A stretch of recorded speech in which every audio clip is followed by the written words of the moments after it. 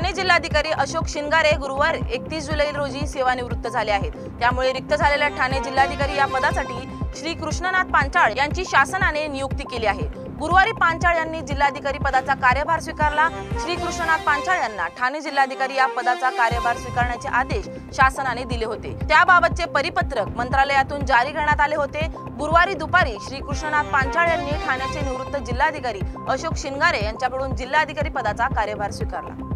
नाशिक येथे भाजप नेते किरीट सोमय्या यांनी भोंगेमुक्त नाशिक संदर्भात आयुक्तांची भेट घेतली। मुंबईनंतर आता संपूर्ण महाराष्ट्रातही भोंगामुक्त होण्याच्या मार्गावर आहे। संभाजीनगर नंतर अन्य ठिकाणी भेटी देण्यात येणार आहेत। नाशिक पोलिसांनी सर्व भोंग्यावर बंदी घातली असून काही आठवड्यात उर्वरित भोंगेही काढले जाणार आहेत। पुढच्या आठवड्यात नाशिक भोंगामुक्त होईल असा विश्वास भाजप नेते किरीट सोमय्या यांनी व्यक्त केला आहे।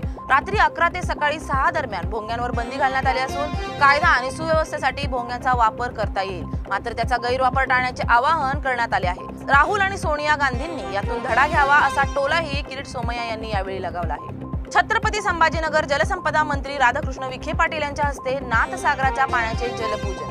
राज्याचे जलसंपदा मंत्री राधाकृष्ण विखे पाटील यांच्या हस्ते आज पैठणच्या जायकवाडी धरणातील पाण्याचे जलपूजन करण्यात आले आहे। सध्या पैठणचे धरण हे 90% भरलेले आहे, त्यामुळे धरणातील काही दरवाजे देखील उघडे करण्यात येणार आहेत। त्यानिमित्त राज्याचे जलसंपदा मंत्री राधाकृष्ण विखे पाटील यांच्या हस्ते काल जलपूजन करण्यात आले। जळगावमध्ये चोपड्यात दशामाता पालखी सोहळा उत्साहात पार पडला।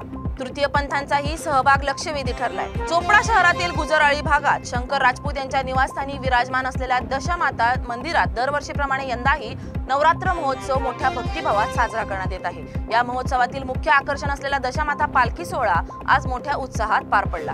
या पालखी सोहळ्यात महिलांसोबतच पुरुष आणि तृतीय पंथीयांचाही सहभाग विशेष लक्षवेधी ठरला। ढोल ताशांच्या गजरात जयघोष करत तृतीय पंथीयांनी ठेका धरत पालखी सोहळ्यात सहभाग घेतलाय। शहरातून पालखी वाजत गाजत नेण्यात आली। भिवंडी येथे सार्वजनिक बांधकाम विभागाच्या अधिकारी व ठेकेदारांविरोधात सदोष मनुष्यवधाचा गुन्हा दाखल करा। अपघाती मृत्यू झालेल्या युवकाच्या वडिलांची मागणी। भिवंडी वाडा रस्त्यावर पडलेल्या खड्ड्यात दुचाकी आदळून झालेल्या अपघातात 18 वर्षीय यश राजेश मोरे याचे उपचारादरम्यान बुधवारी रुग्णालयात निधन झाले। या निधनानंतर बुधवारी संतप्त कुटुंबीय व ग्रामस्थांनी भिवंडी वाडा रस्त्यावर रास्ता रोको आंदोलन केले होते। पोलीस प्रशासनाने सार्वजनिक बांधकाम विभाग व रस्ता दुरुस्त करणाऱ्या ठेकेदारांवर गुन्हा दाखल करण्याचे आश्वासन दिल्यानंतर हे आंदोलन स्थगित करण्यात आले आहे। माझ्या मुलाच्या मृत्यूला सार्वजनिक बांधकाम विभागातील जबाबदार अधिकारी व भिवंडी वाडा रस्त्याची दुरुस्ती करणारे ठेकेदार जबाबदार आहेत, त्यामुळे या अधिकारी व ठेकेदारांवर सदोष मनुष्यवधाचा गुन्हा दाखल करावा अशी मागणी मयत यश मोरे यांचे वडील राजेश मोरे यांनी गुरुवारी माध्यमांसमोर शासनाकडे केली आहे। नवी मुंबई येथे पनवेल तालुक्यात 1 ऑगस्ट पासून विशेष महसूल सप्ताहाचे आयोजन। शेतकरी नागरिकांनी लाभ घ्यावा प्रशासनाचे आवाहन। राज्यातील महसूल विभागाच्या वतीने 1 ऑगस्ट ते 7 ऑगस्ट या कालावधीत विशेष महसूल सप्ताहाचे आयोजन करण्यात आले असून पनवेल तालुक्यातही याचे प्रभावीपणे आयोजन करण्यात येत आहे। राज्याचे महसूल मंत्री चंद्रशेखर बावनकुळे यांच्या निर्देशानुसार राज्यभरात हा सप्ताह एकाच वेळी राबवण्यात येणार आहे। या सप्ताहादरम्यान शेतकरी, सर्वसामान्य नागरिक यांच्यासाठी जमिनीशी संबंधित नोंदी, विविध दाखले, अतिक्रमण पट्टे वाटप, वाद निवारण, दाखले वाटप अशा महत्त्वपूर्ण बाबींची पूर्तता केली जाणार आहे। प्रशासनाने नागरिकांना या सप्ताहात सहभाग घेऊन स्वतःचे प्रलंबित प्रश्न मार्गी लावावेत असे आवाहन केले आहे। जालना येथे गद्दार म्हणणारेच गद्दार ठरले। खोतकरांचा गोरंटे यालांवर घणाघात। कैलास गोरंटेयाल यांच्या भाजप प्रवेशावर खोतकरांनी तीव्र प्रतिक्रिया दिली आहे। त्यांनी आरोप केला की गोरंटेयाल यांचे पूर्वी अनैतिक संबंध होते, आता त्यांनी घरोबा केला आहे। महापालिकेतील भ्रष्टाचाराची चौकशी सुरू असून ती लपवण्यासाठी हा पक्ष प्रवेश केल्याचा दावा त्यांनी केला। खोतकरांनी गोरंटेयाल यांची तुलना खाटीक व बोकडाशी करत टोकाचा हल्ला चढवला। गोरंटेयाल यांनी एकटं लढण्याची घोषणा केली असून आमचीही तयारी आहे असं खोतकर म्हणाले। भाजप प्रवेशवेळी घेतलेली काही नावं माझ्यासोबत आहेत, खोटा प्रचार करण्याची त्यांची सवय असल्याचाही आरोप त्यांनी केला।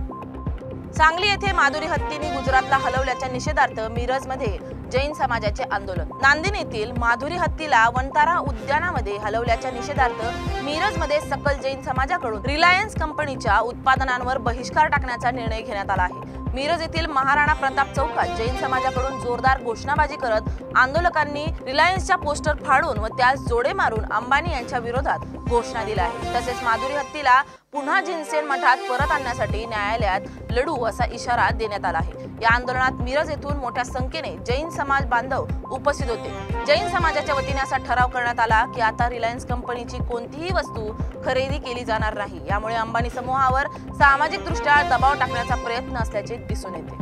महाराष्ट्रात महसूल दिन उत्साहात, महाडमध्ये सप्ताहाचा शुभारंभ। 1 ऑगस्ट रोजी संपूर्ण महाराष्ट्रात महसूल दिन साजरा केला जाणार आहे।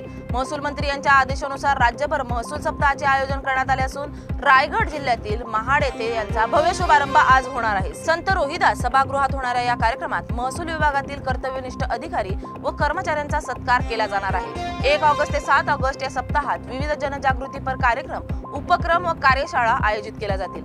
महाड तालुक्यातील सरपंच, लोकप्रतिनिधी, मान्यवर नागरिक व विद्यार्थ्यांनी मोठ्या संख्येने सहभागी व्हावे असं आवाहन प्रांताधिकारी पोपट ओमासे यांनी केलं आहे। ईडीने रिलायन्स ग्रुपचे अध्यक्ष अनिल अंबानी यांना 5 ऑगस्ट रोजी रुपये 10,000 कोटींच्या कथित कर्ज घोटाळा प्रकरणी चौकशीसाठी बोलावले आहे। येस बँकेच्या रुपये 3,000 कोटींच्या कर्जाचे गैरवापर, बनावट कंपन्यांमार्फत निधी वळवण्याचे आरोप आहेत। मुंबईत 35 ठिकाणी छापे टाकण्यात आले। SBIने अंबानी व रिलायन्स कम्युनिकेशनला फसवणूक ठरवत CBI तक्रार देण्याचे ठरवले आहे। मात्र रिलायन्स पॉवर व इन्फ्रास्ट्रक्चरने याचा त्यांच्या कामकाजावर परिणाम होत नसल्याचे स्पष्ट केले आहे।